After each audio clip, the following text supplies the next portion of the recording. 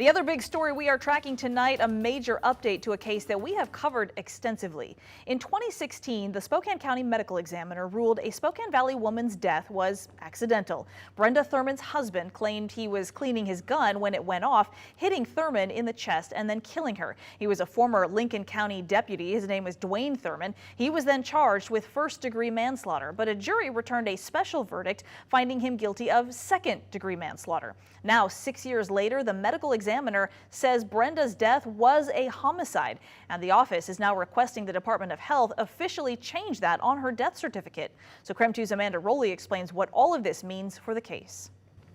Cases like Brenda Thurman's are never actually closed, and that's because new information or new science can come up at any time. And in this case, it was new scientific testing that led the medical examiner to request a change on her death certificate.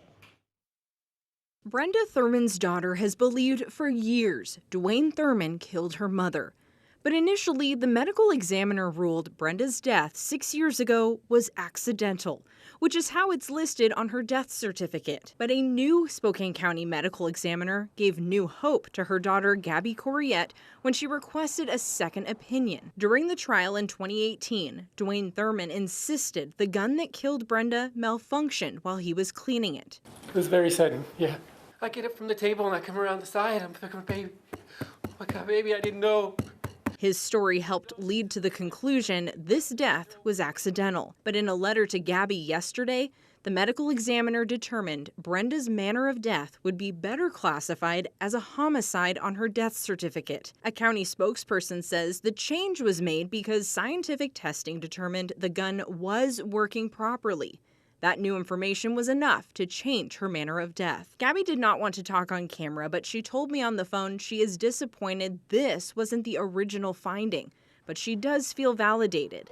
She and her brother worked closely with a private investigator by the name of Ted Pulver on her mother's death. We now know that the ME was wrong in the case. He told me today the evidence he discovered led him to also believe Brenda's death was not accidental. It's good that the new medical examiner took a new look at this case, and maybe there will be some justice for one, maybe two families in this matter. In 2018, Dwayne Thurman was sentenced to 5 years for second-degree manslaughter.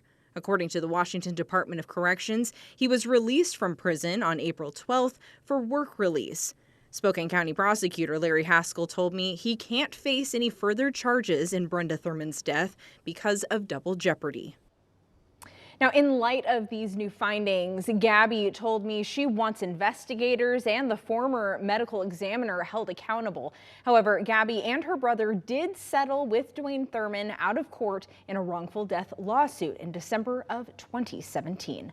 Amanda Rowley, KREM 2 News.